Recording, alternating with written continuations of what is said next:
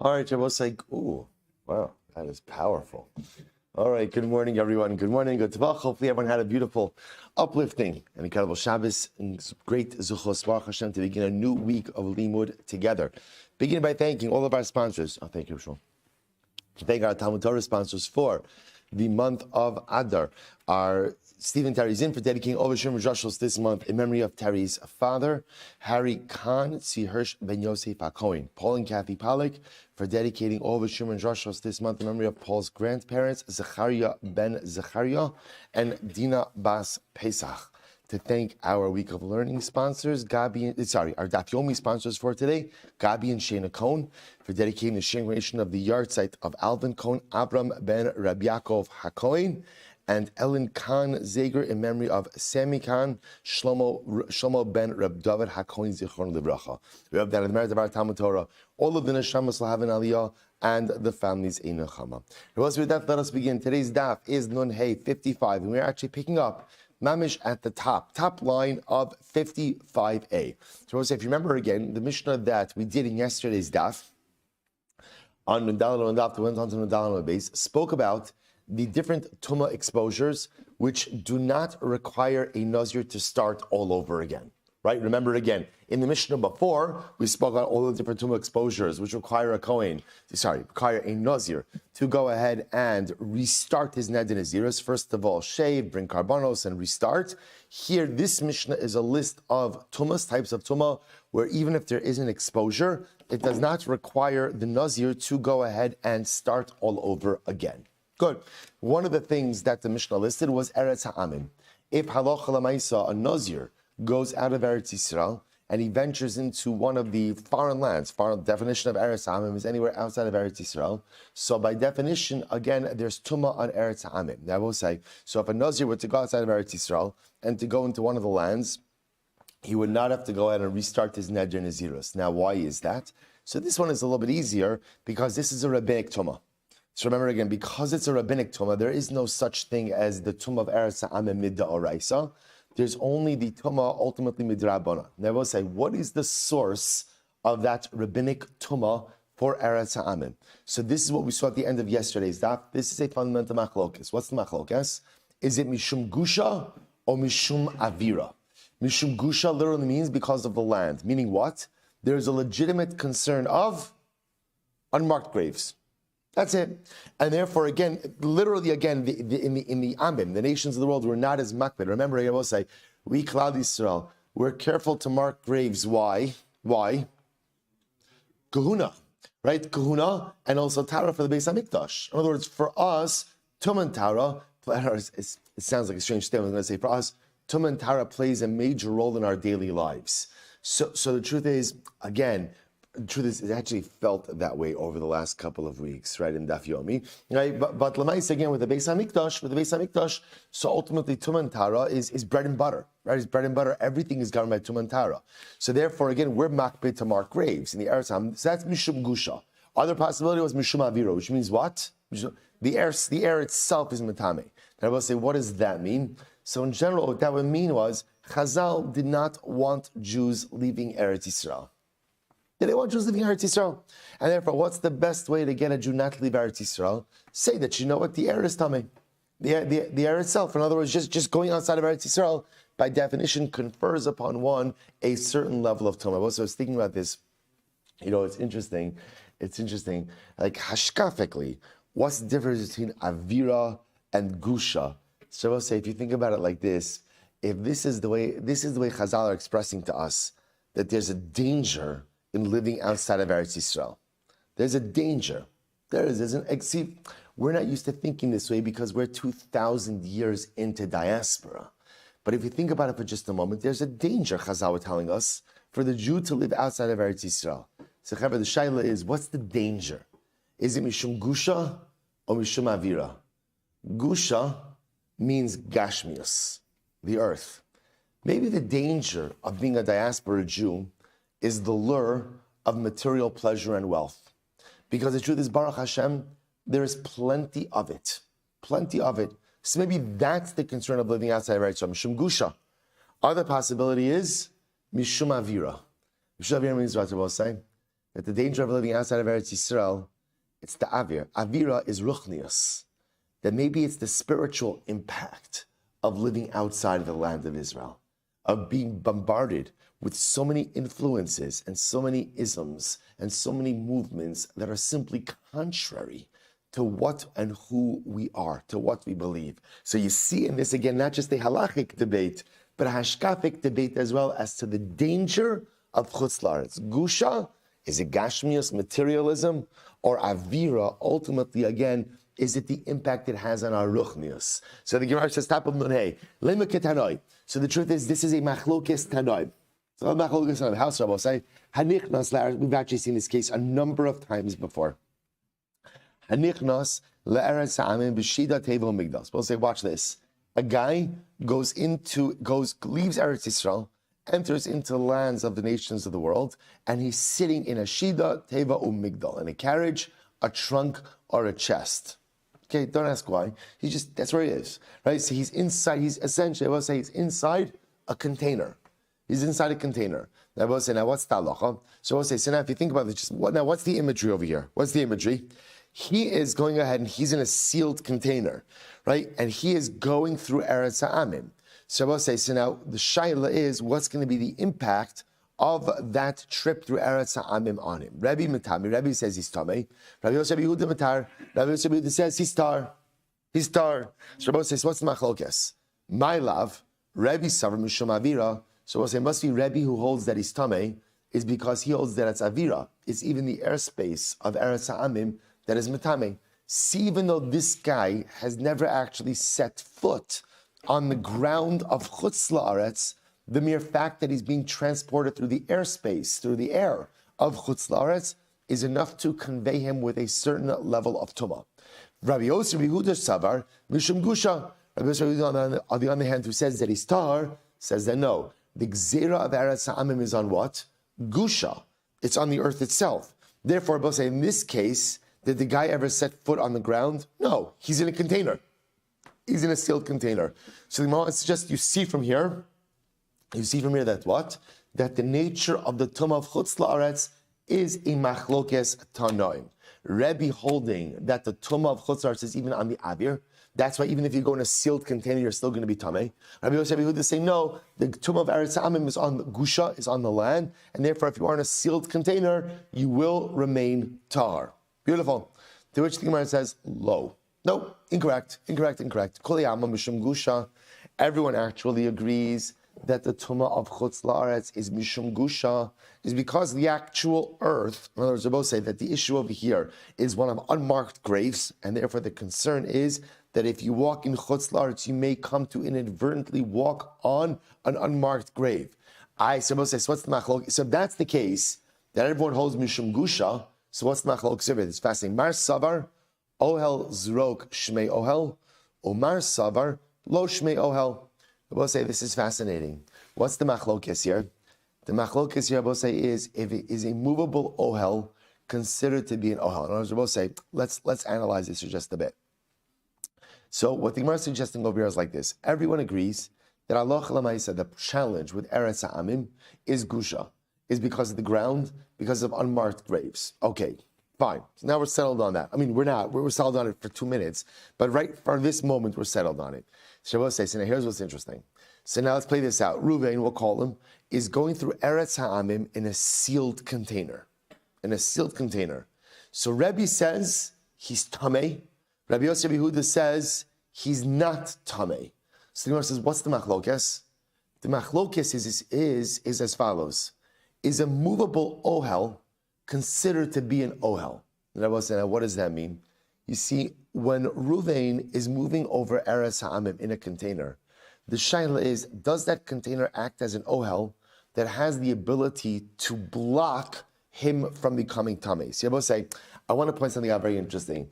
We normally think about an ohel, right? When we think about ohel, how do you think about ohel? Right? But I'm saying, what's the context we've learned ohel in? Tumas ohel, right? Good. In other words, we'll say, the context we've had ohel in is, I'm under the same roof as a mace. That's ohel. Here, the concept is being used a little bit differently.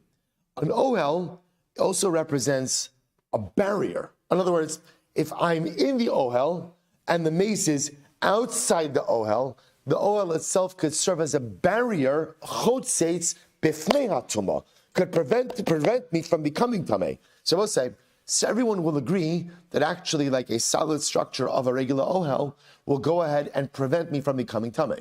Here's the shaila. When you have a movable ohel, does a movable ohel have the ability to serve as a barrier in front of tumah? So that's the shaila. So we'll say, let's play this out. So now Ruvain is in a box. Essentially what he's in. Ruvain's in a box. Right? So just here now, just conjure up the following scene. Ruvain's in a box. And I will say, by the way, it's actually not like a crazy case. In other words, it's just a case of a guy in a carriage, on a wagon. Right? He's in a wagon, but again, it's not an open wagon, it's an enclosed wagon. So if you can imagine, he's on a wagon. Right? Ruvain's on a wagon. And he's just going through Eretz Ha'amim, right? He goes down, right? He's traveling. And so now the shaila is, what's his status? What's his status? So we'll say, what does it come down to what his status is? Now, because what do we have to be concerned about? Let's play this through. What's our concern? What's our concern? Tumah. Now, why would there be an issue of tumah? He's in a wagon. Right? Because remember, the concern is he's driving over graves. Right? Tumas mace is ola bokas, goes up. So Rabbi saying, now what's our shaila? He's in a wagon. The question just is a mobile ohel considered to be a solid halachic structure, solid enough to serve as a barrier to tumah? That's the machlokes. That's the machlokes. Therefore, Rebbe, who says that he's tamei, Rebbe holds that an ohel, what we call an ohel zrok, right? Ultimately, again, a movable ohel, it's not called a structure.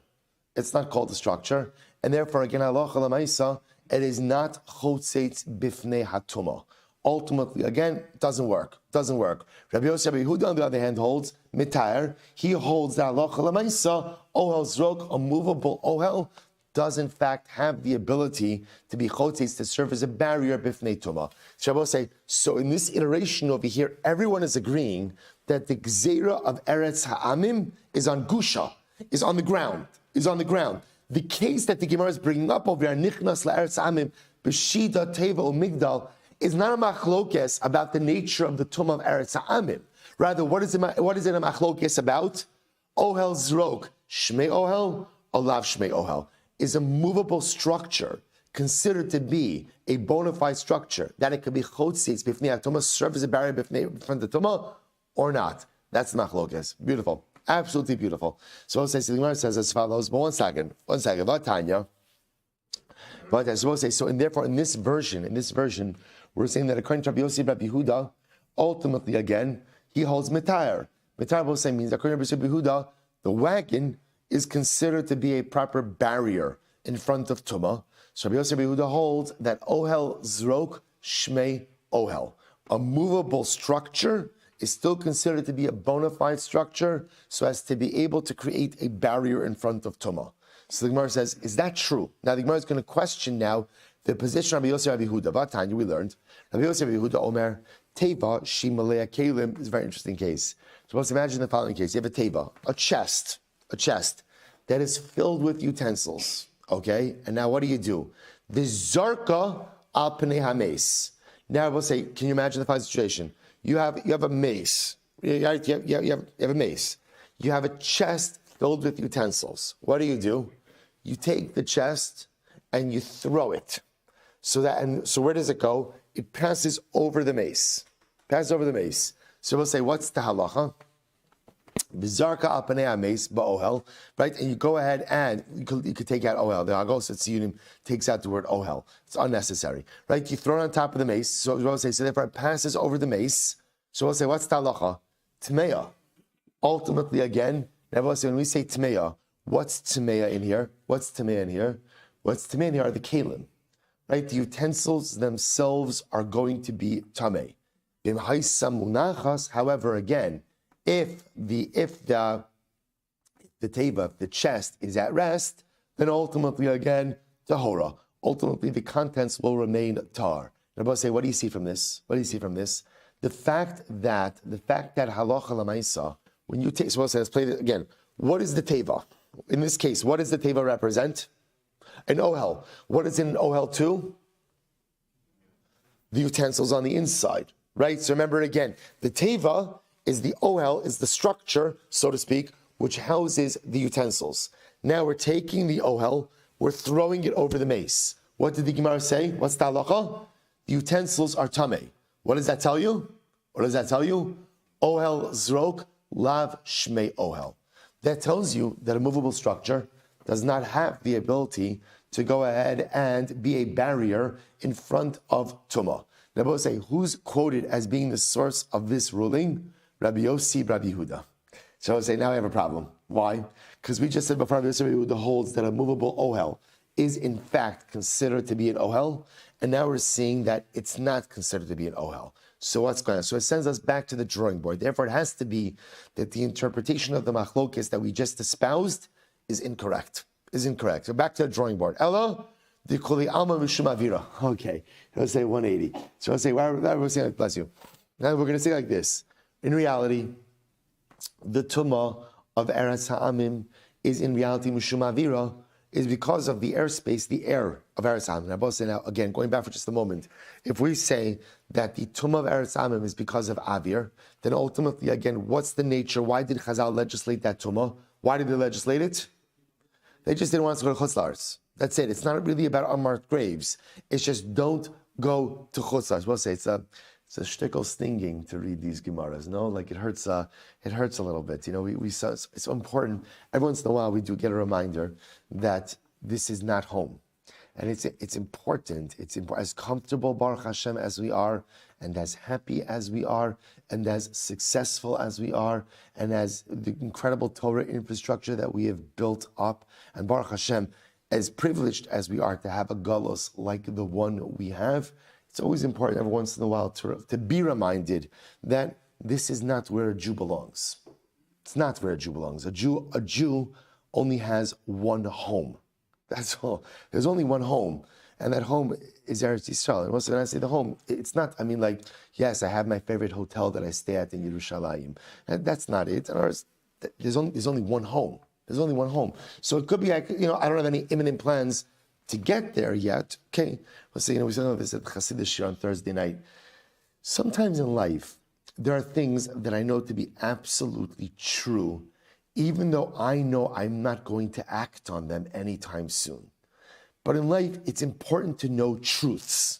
So truth, Eretz Yisrael is the home for every single Jew. That is a truth. Now, it could be I'm not acting on that truth anytime soon.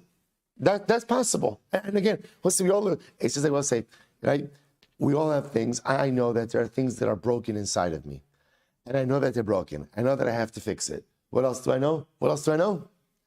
I'm not fixing it now. I know it sounds strange to say that kind of stuff, but we all have things like that. I'm not fixing it now. I know that it's broken. I'm not fixing it now. People have stuff like that in their house, right? It's been broken for a long time. I know that it's broken. I'm not doing it today. I said I was going to do it. I know I'm not doing it today, right? So there's things like that in the physical house and things like that in the spiritual house. Things that are broken, but I'm just telling you, I'm not fixing it today. But at least I know that it's broken. I'll say things in life I know that are true, even if I'm not getting around to doing it just yet. So pretty again, it's important to be reminded, this is not home. It's home for now. But it's a temporary home at most. We'll say, galus, at most, is an ohel zrok, right? At most, it's a movable tent. That's all it is. It's a movable tent. It's not even an ohel kavah. It's not even an ohel kavua. It's an ohel zrok. It's good ultimately, again, for now, but we have to recognize that at the end of the day, it's not where we should be. In any event, the Gemara says, follows, Ella, the kuli alma mishum avira. Rather, I both say, ultimately, again, the Gemara is doing a 180. And in reality, the reason why Chazal legislated about Chutz La'aretz is because of Avira, ultimately because of the airspace. So we'll say, now watch this. So let's go back for just a moment. What we're trying to figure out is the case on the top of Nun Hey. So let's go back for just a second. So remember, Ruvain is entering into Eretz Ha'amim in a sealed box, right, in a wagon or whatever trunk. So we'll say, so now, Rabbi says he's Tameh. Rabbi Yossi Yehuda says he's not Tameh. Right? Or say he's tar. So what's the machlokes? So we'll say, so now what we're saying is everyone agrees it's the avir, it's the airspace. So the Gemara says, now watch this. Umar savar kivman delo shchicha lo gazru beirabanan. Umar savar afagav delo shchicha gazru beirabanan. So we'll say, here's the interesting machlokes. The interesting machlokes we'll say is like this. Chazal in general, when they went ahead and they made a takana to govern normal circumstances. In life, you have what's called a milsa de lo sheicha. Milsa de lo sheicha means an uncommon occurrence. Whenever you have an uncommon occurrence, in general, we say that Chazal's legislation did not extend to such a case. So if I was to suggest, coming into Chutz La'aretz in a box, in a sealed box, is an uncommon occurrence. So therefore again, Rabbi Yossi Rabbi Yehuda, who says that you're tahar, he says Chazal just didn't legislate in this case. So because they didn't legislate in this case, you're going to be tahar. Versus again, Rabbi, who says that you're tamei, will hold no. Chazal extended their legislation in all cases, and therefore even in this case, where you come in a box, you're still going to become tamei. Okay, incredible. So Rabbi saying, "What's about Tanya?" We learned hanichnas. Hanichnas. Good. Rabbi say this price is coming to support what we just said. Hanichnas la'eretz am b'shida table migdal tar. If a person comes into Eretz Amim, ultimately again in the carriage, in the trunk, or in the chest, ultimately you're going to be tar. Yet interestingly enough, bekaron, in a wagon, so you'll say, here's the difference. See, I use the wagon as an example. The reason why these cases of Shida, Table, and Migdal are not common examples is because why? They're totally sealed, right? A wagon, at least the way Chazal talk about a wagon, ultimately is an open wagon. An open wagon. So if a person comes into Eretz Amim, B'shida Table Migdal, you're going to be tar. B'karon, u'b'sfina, u'b'eskarta tamei. But if you come in a wagon, you come in a boat, or you come in a masted ship, ultimately again you're going to be tamei. Now I will say, now why the distinction? Because Shida, Table, Migdal are uncommon cases. Because they're uncommon cases and they also happen to be sealed up, therefore Chazal were not gozer tumah in those cases. But in the common cases, like in a wagon, a boat, a ship, those are common cases. They're also open air cases, and therefore you will be tamei. So I will say, in this stage of the Gemara is assuming that the tumah of Eretz Ha'amim is a tumah of avir and not a tumah of gusha. So as soon as you are exposed to ultimately the airspace of Eretz Ha'amim, ultimately again you are going to become tamei. Also another possibility is very interesting. Hacha shema yotzi rosho verubo l'sham pligi. So it's actually very interesting. It could also be that the machlokes between Rabbi and Rabbi Yossi is whether or not, even in these cases of a sealed structure or a sealed ohel, do we have to be concerned that you will extend your head and the majority of your body outside of the box? Perhaps that's the machlokes over here as well.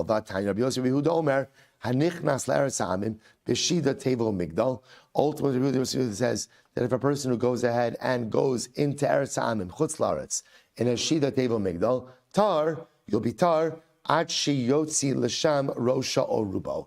You'll become tar, ultimately again, until you extend your head and the majority of your body. Suppose say just another version of the machlokes. So bottom line, here's what we know. Right, here's what we know. We know, just working backwards, let's go with facts. Fact, if a Nazir ventures into Eretz Ha'amim, what's the impact of that entry into Eretz Ha'amim on his Neder Nazirus? What's the impact?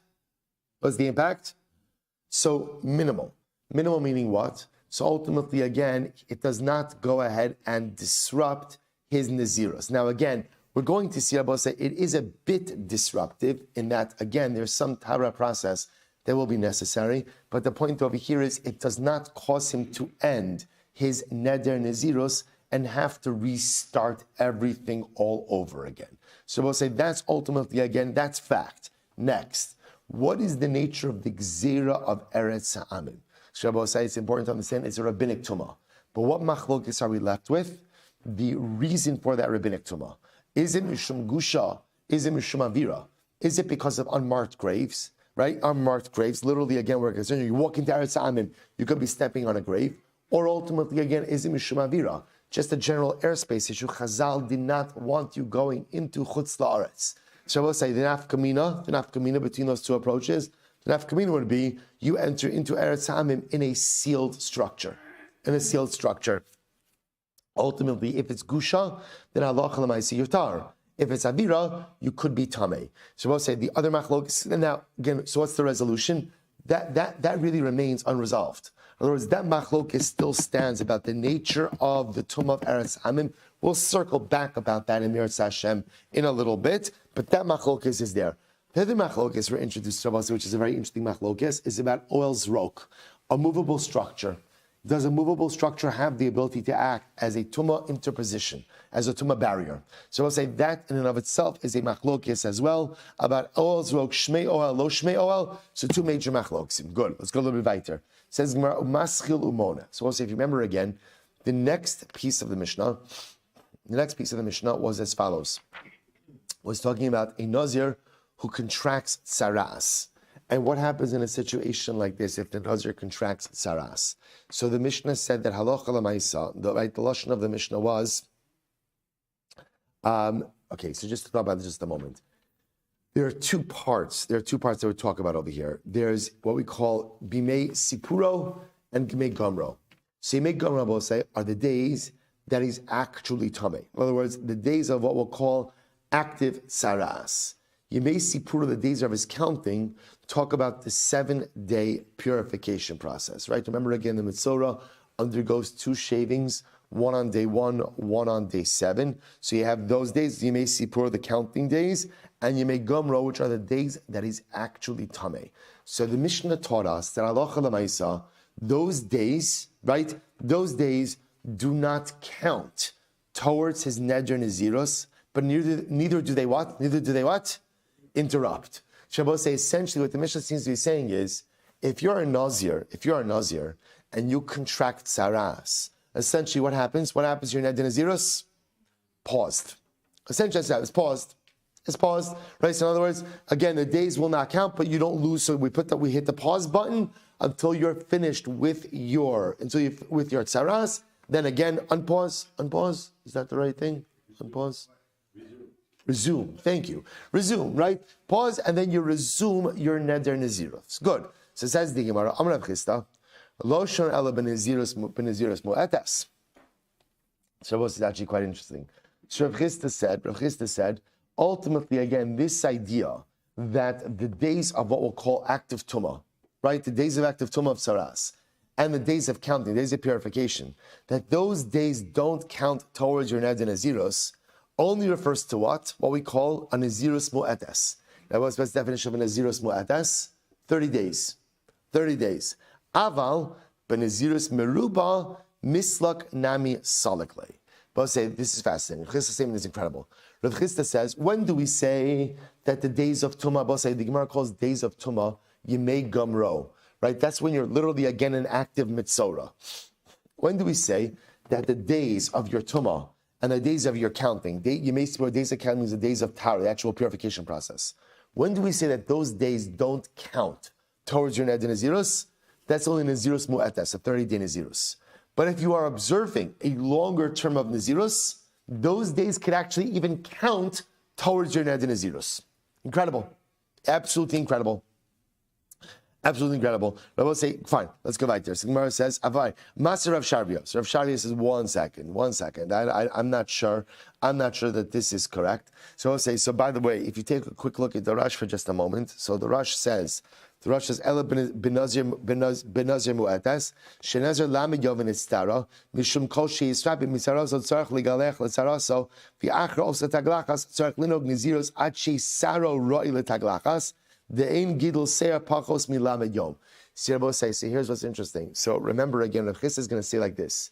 The Mishnah taught me a rule. What was the rule? The rule is that if a Nazir becomes a Mitzorah, so first of all, we hit the pause button on the Nazirus, and the days of Saras do not deconstruct the Nazirus, but they also don't count towards the Nazirus. Rav Chisda comes along and qualifies this rule. He says, when is that true? Only if it's a short 30-day Nazirus. But if it's longer than 30 days, then the days of Tumah and the days of counting can actually count towards Nazirus as well. This comes on Rav Sharvia, Maser Rav Sharvia. How could that be? Maschil umona miyad ve'ein mevatel b'hanas hakoldmin. So remember, Rav Sharvia is quoting the Mishnah. What did the Mishnah say? If a Nazir who becomes a Metzora, when he finishes his saras, he goes ahead and maschil umona miyad, he begins to write the count of his Nazirus immediately afterwards. Ve'ein mevatel b'hanas hakoldmin. And the Nazirus in no way negates the days counted up until that point. So Rav Shavia says, B'mai, what's the case of the Mishnah? Ilema b'nezirus mu'atas, if you're talking about a 30-day Nazirus, kabay gidol seir.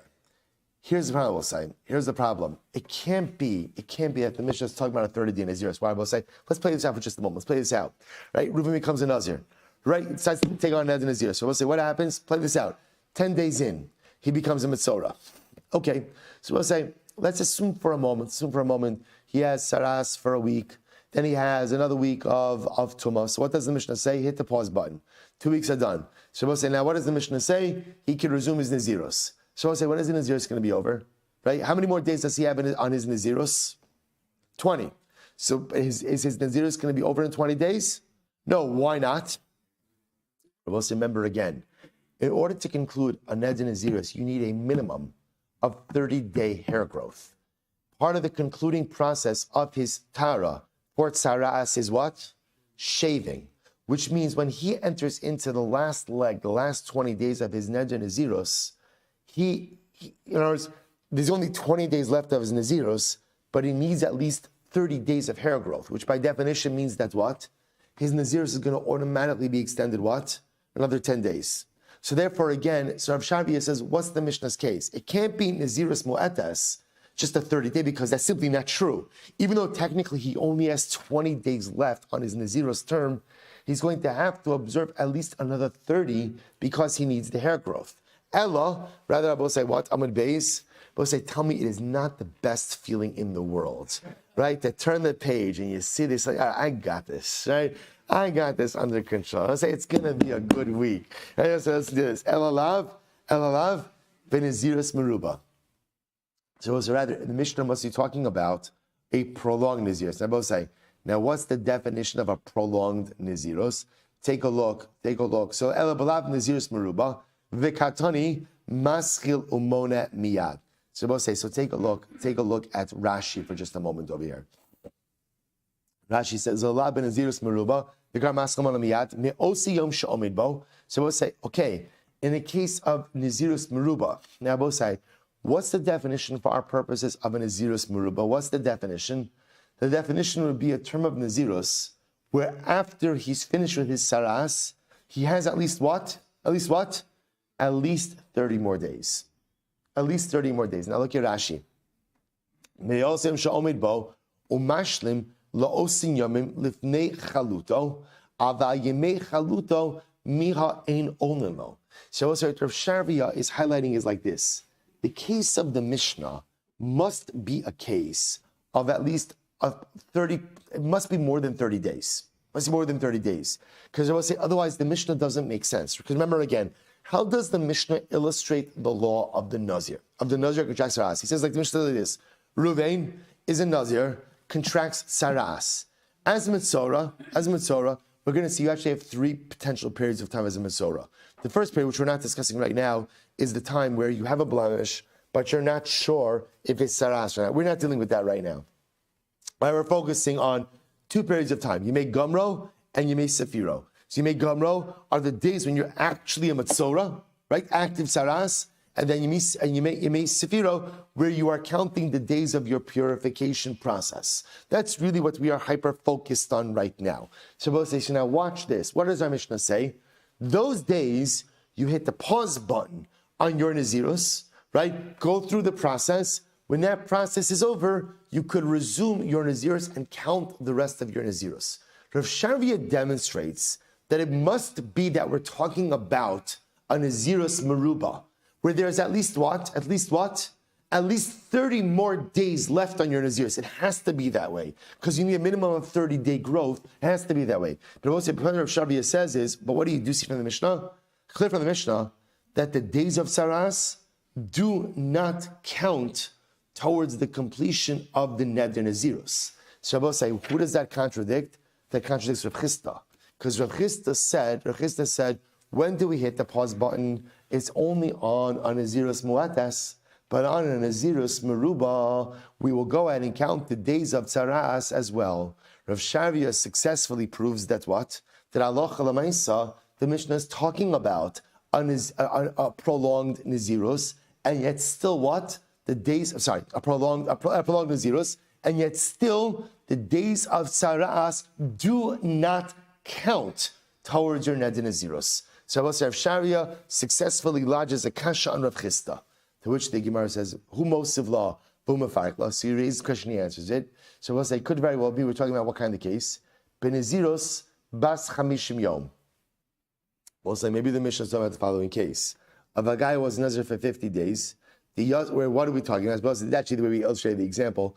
The Yosef Esrin, maybe the case is where he observed 20 days of his Nazirus. This Yalda Beit Saras. And ultimately, again, he goes ahead and develops signs of Saras. Megaleach Saraso. So I'll say in this case, the beauty of it is that what? Even if you pause the Neder Nazirus, I'll say what happens? V'hadar Yosef Tzlosin Yomin the Nazir Taha Isle Gidul Seyar. So we'll say it could very well be that this is the case of the Mishnah. The case of the Mishnah could be a guy who's a Nazir for 50 days. And I will say, here's the beauty. What happens if you're a Nazir for 50 days? Right? So again, 20 days in, you develop Saras, hit the pause button, go through your process of Saras, and then when you hit resume, what happens? I will say, you have 30 more days. Take a quick look at the Rosh for just a moment. V'hadar Yosef Lamed Yom, lahashlim niziruso, taha isle gidol ser, ulekach dinhu shelo yistar hakodmin, degam ein ololo debay gidol ser. So Rabbi say, the Gemara says it's like this. It could very well be that this is the case of the Mishnah.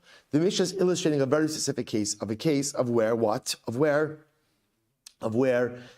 Tzaras does not deconstruct what you've observed up until this point in time, but also allows you to still have 30-day minimal growth. So I will say, if you have this particular type of case of a 15-day Nazirus, and you become a Matzorah 20 days in, that's a case where everyone will agree that what? The days of your Tzaras will not count towards your Neder Nazirus. Why? Because since you have exactly 30 days left, and since 30 is what? 30 is what? The minimum number of days you need anyway, that's a case where everyone will agree that the days of your Tzaras do not count towards your Nazirus. However, perhaps what Rav Chisda is driving at, look at the Rosh, Aval, Benazir Meruba, Kigon Shenadar Peyom, Ulusov Chaf Yom, Nisnaga, Benitar Vigilach Lusov Lamed, Linigo, Misalik Salkile, Kevan Shinisham Naziruso, Kide Gidol Ser, Ulapam, so we'll say, Rav Chisda says like this, Rav Chisda will say, I agree. If all you have is a 50-day Nazirus, and you develop Saras 20 days in, Saras says, hit the pause button on the Nazirus, and again, the days of Saras will not count towards your Nazirus. Why? Because Lamaisa, again, you're going to need a minimum of 30 days anyway after you finish with your Saras. I will say, what is Rav Chisda coming to add? I'm talking about a case like this. We'll say, imagine the following situation. Imagine you took on a Nazirus for 80 days. For 80 days. I'm a Nazir for 80 days. Could do that. We'll say, now watch this. Now you go ahead and you contract Saras 20 days in. So we'll say, so now remember again, when that whole Saras process is finished, how many days do you have left? 60. Rav Chisda would say, excellent, by the way, excellent, right? He'll say, so right, Rav Chisda would say, in that case, I hold that Saras, the days of Saras, can count towards the Neder Nazirus. Why, Rabbi say? Why? Because since on the back end of the Nazirus, you already have more than enough days to cross the minimum threshold, he holds in that situation the days of Saras could count as well. So we'll say, isn't that fascinating? So we'll say what we have over here is as follows. Obviously, in a case of Nazirus Mo'etes, of a 30-day Nazirus, and you contract Saras somewhere in the middle, everyone will agree that, of course, again, see, I will say, that case is not really going to be a very helpful case. Why not? Because Lamaisa, since you're doing a shaving for Tzaras in the middle of the Neder Nazirus, even though, again, we're not going to make you lose the days that you've observed up until that point, it's somewhat immaterial. Why? Because after you conclude your Tzaras, by definition, you have to observe 30 days because you need 30 days of hair growth. So that's not really the case in question. The case in question is Nazirus Meruba. When you have more, and I will say it really turns out, when you have a longer Ned in Nazirus. So when you have a longer Ned in Nazirus, I will say where, on the back end of this, when I say the back end of this is, after you complete your tzaras process, you have more than 30 days anyway left. Can you count the days of tzaras as part of the tally or not? This is where Rav Chisda is saying, yes, you can. Yes, you can. Since anyway on the back end, you have more than enough to satisfy the 30-day threshold, I hold that halacha lamaisa, you can go ahead and count the days of tzaras towards your naziros as well. Incredible. So the Gemara says as follows. So the Gemara says, fine, so good, we just said good. We'll say second to last line from the bottom. We'll say let's go a little bit weiter. We'll say here the Gemara is going to introduce an incredibly difficult case, which we are not going to get into the specifics now, because we're actually going to do this sugi a little bit later on. Masiv Rami Bar Chama. So we'll say listen to this case. Nazir shahaya tamei b'safek umuchlat. So we'll say umuchlat b'safek. So I'll say, right, tamei b'safek umuchlat b'safek. So I'll say now, look at the Rush for just a moment. I just want to show you the beginning of the Rush. The Rush says, Safek im nitma b'meis. So here's the guy, right? He's a Nazir. Klom Ruvain. Ruvain is a Nazir. Then what happens? There's a Safek im nitma b'meis. We're not sure. Did he come in contact with the corpse? V'safek im hu mitzora muchlat. There's also a Safek if he's an actual mitzora. Bad day. Really bad day. Right? So I'll say, so again, this guy, so again, the one thing we know for sure is he's a Nazir. And we'll say, two sfekas he has now devolved upon him. Safek if he came in contact with a corpse, and Safek if he is a mitzora muchlat, a definitive mitzora. Now, how exactly you have a Safek if you're a definitive mitzora is a different. I guess we'll say, we're not going to get into the specifics over here because I just want to get you to the bottom line of this. But here's the case. So I'll say, top of Nun Vav, Ochel bekatshim la'achar shishim yom, v'sho siyayin m'tamei l'meisim la'achar mea ve'esen yom. So we'll say, when you go through all the different sfekas and all the different possibilities, it turns out he could only eat kachim after 60 days and drink wine and become tamei l'meisim ayid and edin nazirus is over after 120 days. That's when you balance all the different sfekas. The Tani Allah, and what we said about this, when is this true? Benazirus mu'atas. That's only true if you undertook a 30-day nazirus. Aval benazirus bas shana. But for example, what happens if he undertook a nazirus for a year? In that case, Rabbi say, listen to this. Ochel kodshim li'achar shtei shanim. He can only eat consecrated items after 2 years. V'shosiyanim tamei l'meisim li'achar arba'a shanim. And he can only become tamei l'meisim. In other words, his nazirus is only over after 4 years. Then I will say, why is all of this important for us?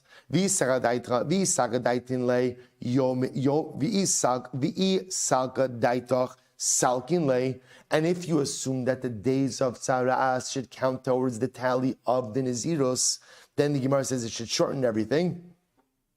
So the Gemara says, Tiskile b'shalosh shanim ushloshim yom. Ultimately, again, it should be enough if he observes 3 days, 3 years, right? Ultimately, again, and then 30 days. So I will say, again, like I said, we're not getting into the specifics of that. The point that the Gemara is highlighting over here is, Rav Chisda, you seem to be wrong. So we'll say we're going to stop over here today in the Gemara, in the Sugya. We're going to do a little bit of Shara Bitachon, which is going to be incredible and beautiful and excellent. So we'll say, so just want to point out what we're leaving off with, right? So we'll say, ultimately, again, we're leaving off with at the end of the day what? We're leaving off with halacha lemaisa Rav Chisda, right? The position of Rav Chisda, and Rav Chisda's position ultimately again is that halacha lemaisa when you have an extended nazirus, extended nazirus, the days of your tzaras ultimately go ahead and count towards. It will say the Mishnah teaches me that tzaras does not shter, right? Saras does not deconstruct that which you've observed up until this point. The point that Rav Chisda is trying to introduce us to is that Saras halacha lamaisa goes ahead and can actually count towards Nazirus when it is a Nazirus meruba, when it is an extended Nazirus. And I will say whether or not that is true, whether you're passing the halacha lamaisa, Emirat Hashem, we will say. I will say again, we're going to see that the sugya that we just did over here is actually a sugya on Nuntes, on 59b. So we're going to see that sugya. We'll give it its due time over here. Here it's really just being brought up, mamish, as just a contradiction to Rav Chisda. We'll say we have some resolution tomorrow. Shkoyach. Okay, let's go weiter. a little bit in Shara B'tachon.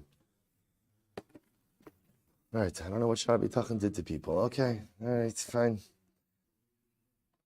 So we are continuing. Actually, today we're going to go ahead and conclude the introduction. So remember again, we've been focusing so beautifully on the Mechaber's discussion with us as to why B'tachon is such an B'tachon in Hashem. Specifically, belief in HaKadosh Baruch Hu is such an incredibly powerful and overwhelming tool. So we begin again. I'm in the Hebrew version on page 30. He says, "Umehen." Another benefit, ultimately, to B'tachon. This is also beautiful. Simchaso b'chol inyan shiatikeu elov. So I say, listen to this.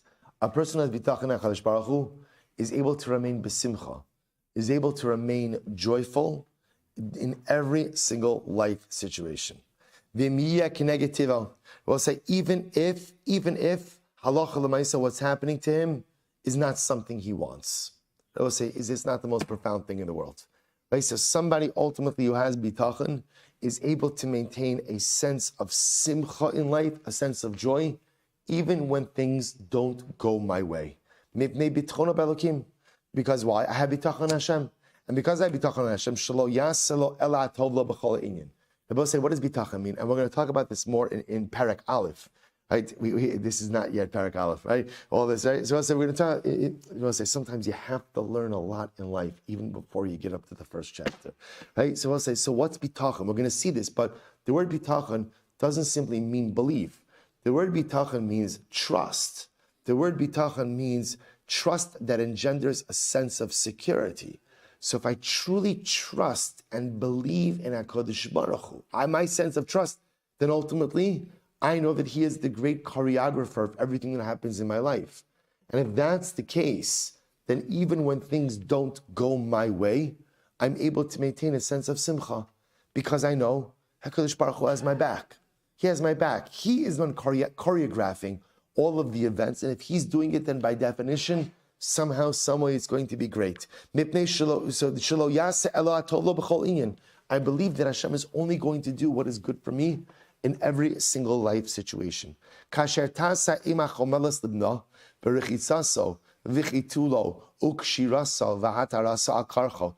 actually very beautiful. He gives a beautiful mashal. You know, when a mother takes her newborn, and I will say, if you ever, right, person ever had the schus, if you could think back, if a person has a schus to have children, right, and if you remember again the first time you bathed your baby, right, what happens when you start bathing the baby?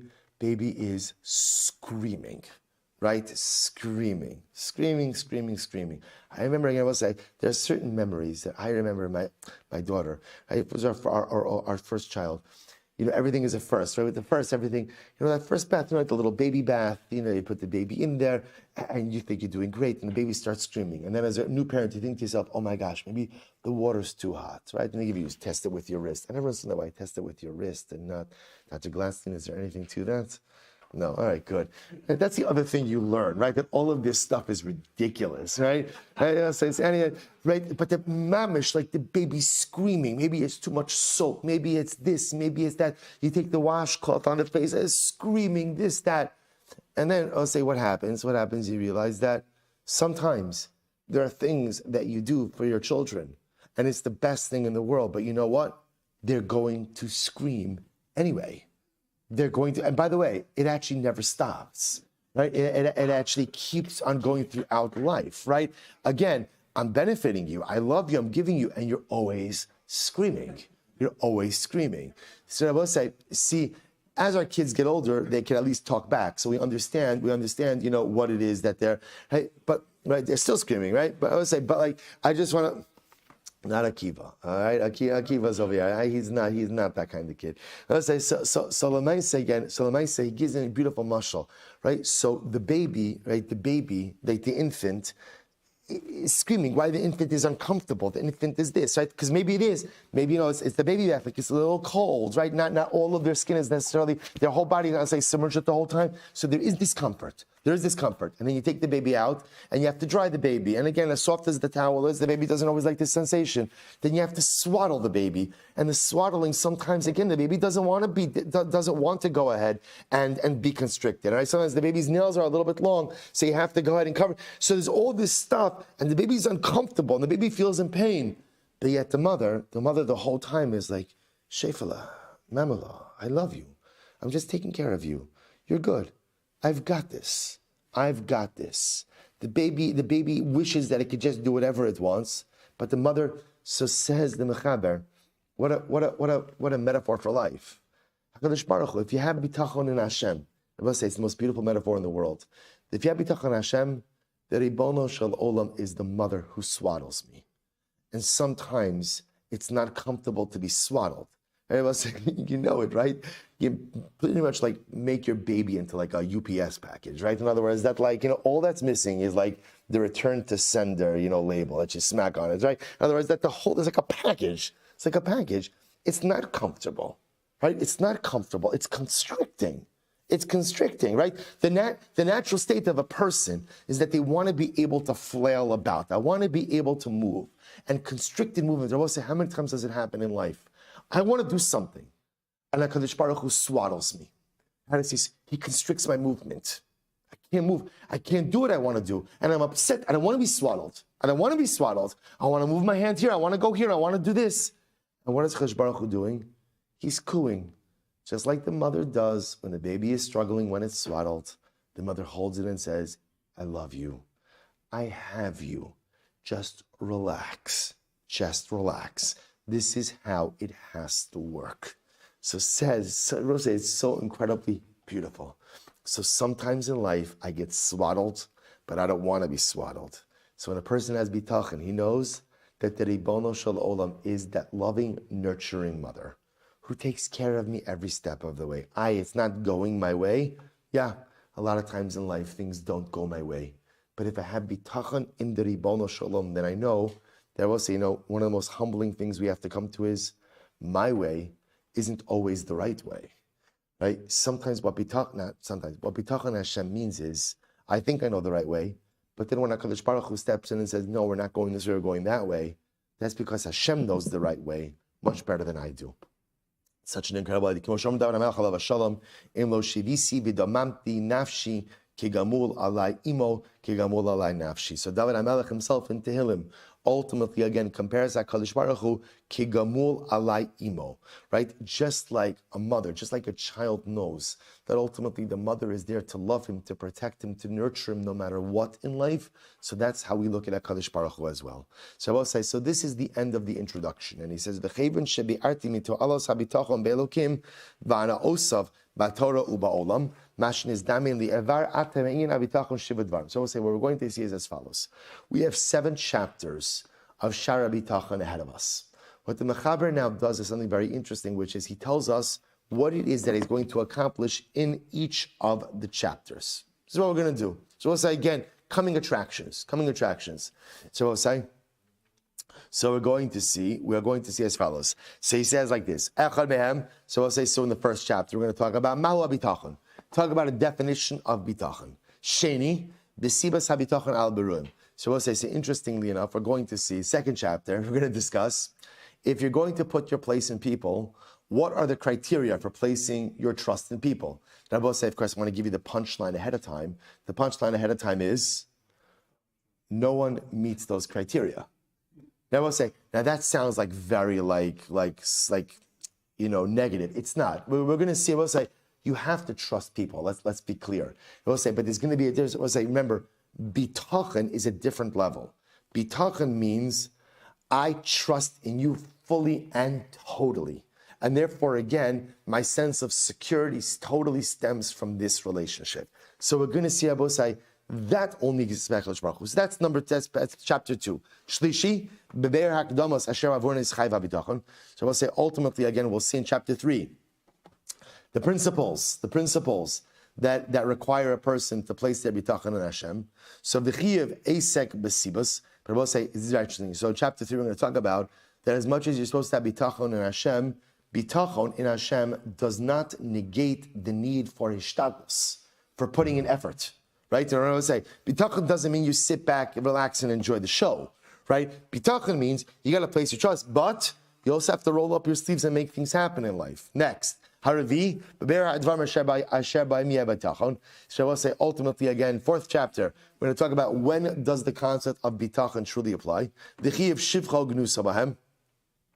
And ultimately, again, a distinguishing ultimately again between proper bitachon and inappropriate bitachon. Okay, Chamishi. This also is all just coming in tracks. Chamishi behafresh yesh ben esek haboteach be'elokim b'sivos haterech uben esek mishe'in haboteach be'elokim bahem. So we'll say, in ultimately again, we're going to see the difference between one who places their bitachon and Hashem when it comes to matters of earning a living, versus one who doesn't place their bitachon and Hashem in that area of life. Shishi bever anfe chiyuv gnus das omrim ba'arichos hatayva sa'olam. Sixth chapter, Bosai. Excuse me. We're going to go ahead and talk about people who go ahead and instead of focusing on bitachon, go ahead and focus on building up wealth, which essentially means people who decide to devote themselves to material pursuits rather than to spiritual ones. And they delay the acquisition of spirituality until they gain all of their material needs. I will say that's talking about a group of people who say, I love ruchnius. Just what? I don't love it yet. In other words, there's work I have to do, right? I got to make money, I got to do my stuff, and then Amir Hashem, then there's going to be plenty, right? When I have everything I need, then I'll have room for ruchnius in my life. Behem Balia Mashkonos. So also we're going to see ultimately again, these are called people, collateral Jews. Again, we'll discuss why he gives that definition to those individuals. Ushvi, 7th chapter, we'll talk about B'mafsidi habitachon be'elokim. So also we'll talk about the things which detract or diminish from bitachon.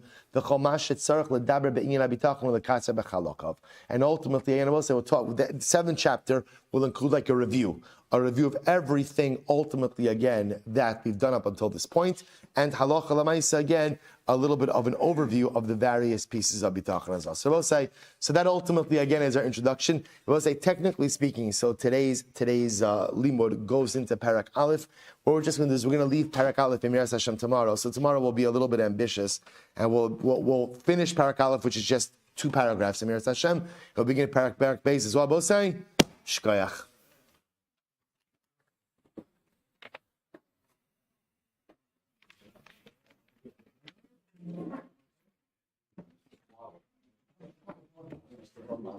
Thank you, Jack. Thank you. You fly in an airplane. Yeah. You fly out of Israel. You're in a box. You're in a box. You're in a box, but you're in the Nazir. Correct.